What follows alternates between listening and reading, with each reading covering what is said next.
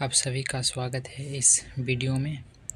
इस वीडियो में हम बात करेंगे बीए थर्ड ईयर के हिस्ट्री के मोस्ट इम्पोर्टेंट क्वेश्चंस के बारे में। तो सबसे पहला प्रश्न है, तो हम बात करेंगे फर्स्ट यूनिट के पहले प्रश्न के बारे में। तो पहला प्रश्न है, समकालीन तथा आधुनिक इतिहास से क्या अभिप्राय है, इसके प्रमुख विशेषताओं का वर्णन करें।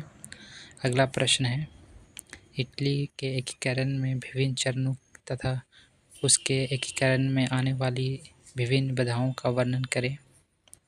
अगला प्रश्न है, कातुर, गोलिवराल्डी और मेज़िनी तथा इटली के एकीकरण में क्या योगदान था।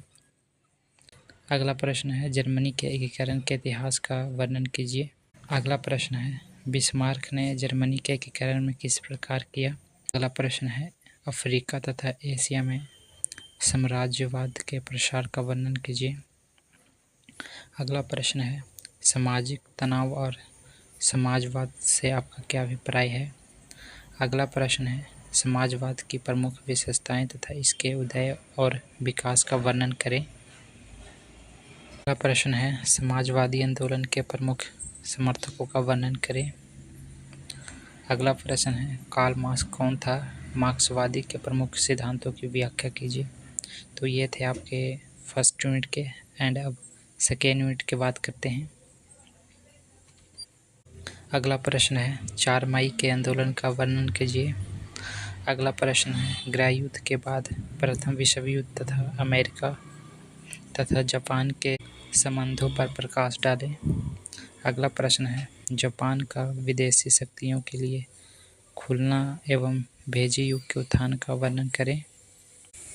अगला प्रश्न है, चीन जापान युद्ध का वर्णन करें।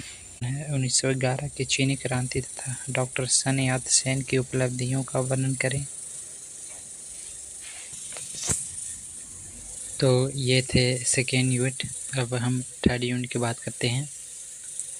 थर्ड यूनिट में पहला प्रश्न है, अलेक्जेंडर तृतीय के बारे में आप क्या जानते हैं। अगला प्रश्न है, 1904 और 5 के रूस जापान युद्ध के कारणों तथा घटनाओं तथा प्रभावों का वर्णन करें। तो अब हम फोर्थ यूनिट की बात करते हैं। तो सबसे पहला प्रश्न है, प्रथम विश्व युद्ध के कारणों तथा परिणामों का वर्णन करें। अगला प्रश्न है, राष्ट्रीय संघ के उद्देश्य का वर्णन करें।